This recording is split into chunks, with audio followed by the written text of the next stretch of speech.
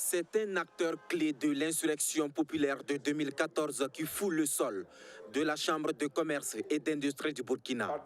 Hier, meneur des événements qui ont occasionné des scènes de pillage et de destruction d'installations des entreprises. Aujourd'hui, membre du gouvernement pour tenter une réparation.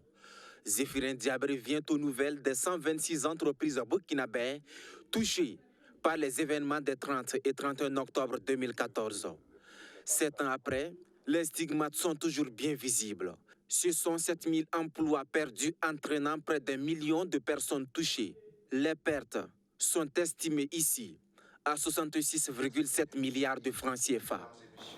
Nos attentes, c'est que ce problème, les différents problèmes soient résolus.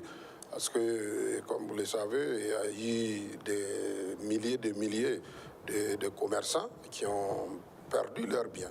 Et lors donc de mutineries ou l'insurrection 2014, qui est évaluée à plusieurs dizaines de milliards. Et il y a certains de ces commerçants-là qui ne peuvent plus aller au marché aujourd'hui parce qu'il n'y a plus rien à vendre. Il y en a qui sont en faillite, pour dire les choses clairement. Et il y en a aussi qui ont des difficultés, qui peinent à sortir de ces difficultés parce que aujourd'hui, ça c'est un trou. Au ministre de la Réconciliation nationale, c'est donc la situation qui a été présentée. Il a même reçu une copie du rapport d'enquête sur ces événements liés à l'insurrection populaire. Puis, les discussions ont été enclenchées.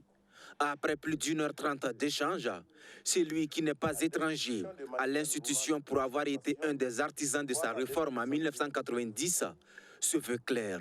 C'est un dossier qu'il faut traiter et depuis les années en question. Même le HCROUN avait été saisi. Il faut que l'on puisse trouver une solution rapide à cette question-là pour permettre de relancer les activités qui avaient été mises en berne. Trouver la solution, aller vite, c'est un discours déjà entendu depuis des années. La question essentielle aujourd'hui pour le secteur privé, c'est de savoir à quand l'aboutissement de cette réparation.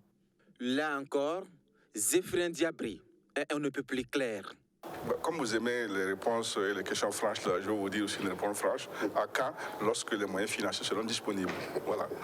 Puisqu'on ne peut pas faire ces choses-là sans moyens financiers. Voilà, quand ce sera disponible, là, la question va se résoudre. Au menu des échanges également avec la délégation consulaire, la feuille de route du ministre de la Réconciliation, Zéphirin Diabré, s'est longuement expliqué sur sa mission.